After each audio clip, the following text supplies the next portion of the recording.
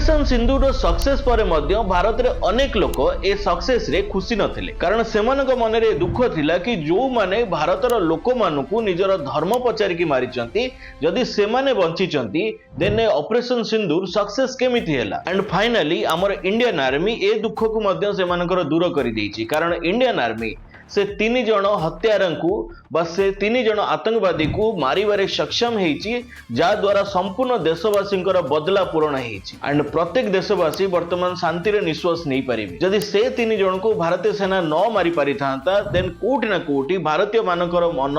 बा आत्मा केबे खुशी हेई पारि न थांता कारण से माने बंचिचंती एंड सेइटा ही भारतीय मानक पई सबुठारु बड़ दुखर कारण थिला